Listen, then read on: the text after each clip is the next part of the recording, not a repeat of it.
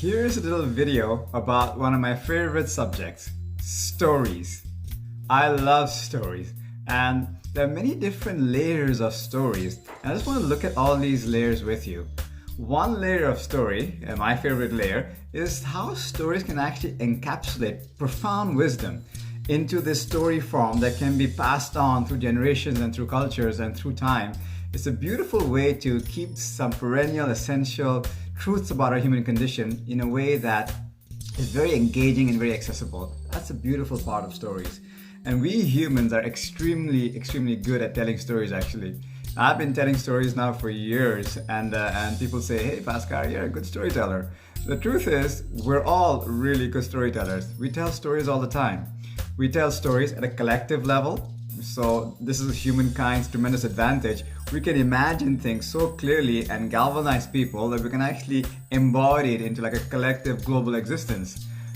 For example, the notion of countries and nations, it's just a story. Artificial lines drawn on this planet, and we call them countries, and put flags and leaders and stuff. That's all stuff we've made up. The concept of money as well, we've invented that. Concept of companies, we've just invented this organization we call whatever it might be, ABC Company, and we are playing this game of making this product or service, and we employ people to do that and play that game. It's all stuff we've made up and agreed upon as a collective. So that's one level of collective storytelling that we all sort of subscribe to, willingly or unwillingly. They were designed essentially to serve us, but very often we end up serving them to our disadvantage. That's something to consider.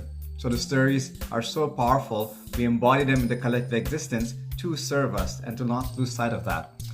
Another angle is that we have personal stories. Now, when you just look at me, say you don't know me very well, just by looking at me, you might be able to tell a few stories around who I am, from previous experiences, from my physical appearance and so on. That's just like a personal narrative you can tell right away.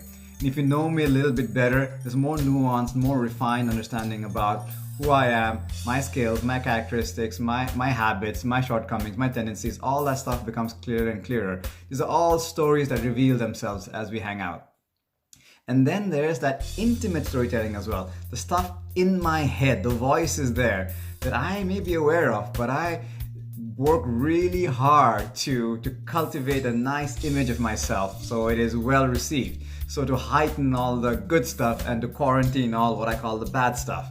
So all that storytelling process really determines the narrative through which I see this life. These are also stories that we're really good at telling. We're also really good at projecting stories. So not only am I telling stories, I'm also receiving stories. So we have this effect of stories building on stories, creating this massive avalanche of stories like castles in clouds. So these are different aspects of stories. They're so powerful. We humans have the ability to literally manifest and embody stories into existence.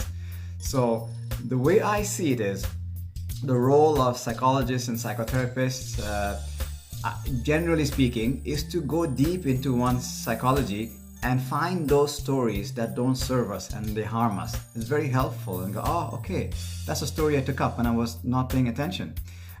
For example, I have a 2-year-old daughter, and if she looks at me and says, "Papa, look at my drawing, and I'm distracted or just focused on something else, she might have a story that I'm not worthy of attention, I'm not worthy of being validated.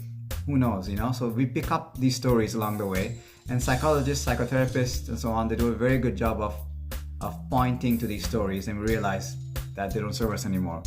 And then perhaps the role of life coaches and motivational speakers and so on is to tell a better story, which is fantastic. If it's just a story, you can change it. You can be a storyteller and make it a really good story.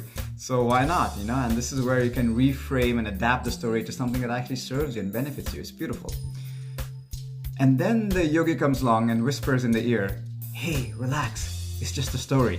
Don't take it seriously. It's all just a magnificent story." So enjoy the story. Much love.